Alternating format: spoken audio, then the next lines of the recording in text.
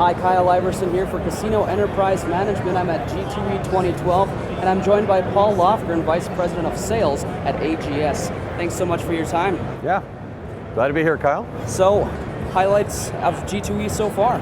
It's been a great show, great turnout, a lot of customers, and we're licensed now in a number of new markets, and it's nice to have some new friends that have come across, and they came across in groves. So we're very pleased with the showing this year. Fantastic.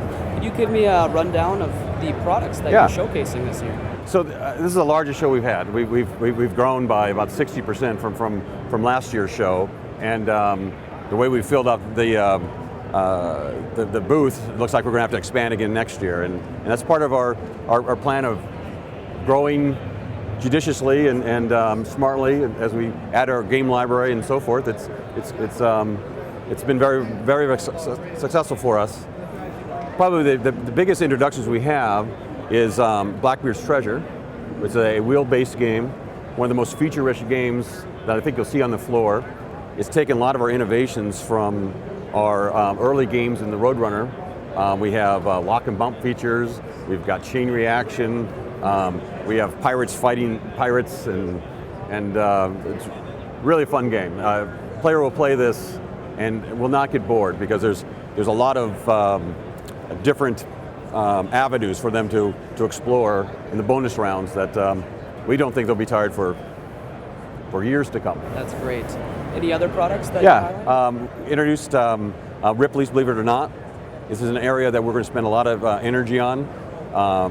It is we believe that a player really wants to be engaged in games, and we're going to create entertainment that's going to bring those features to light.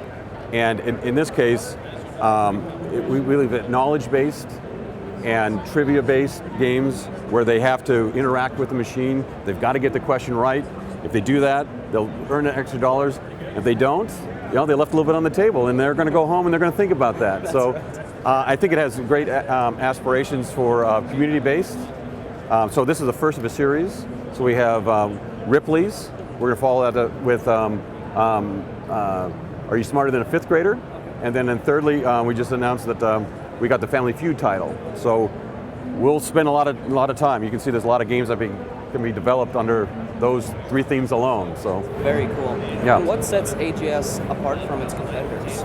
Well, I think we understand our competitors. We have a lot of very experienced management. We came from others, and so we know their direction they're going. And what we're trying to do is provide something that's different. That every game that we have will have some sort of niche that's different than what others have. So we know our customers don't want another Me Too product. And there's plenty of that out there. So ours is always going to be a little bit different. We're going to be exploring into new areas and clearly some experimentation. And we think within that, we're going to find some hits that nobody else has discovered. And then once we have that, then we're going to exploit that and kind of own that space. So it's a different strategy than other companies, and I think it'll make us successful. Fantastic. Thank you so much for your time today, Paul. Oh, my pleasure. And remember, you can check out more videos at CasinoEnterpriseManagement.com.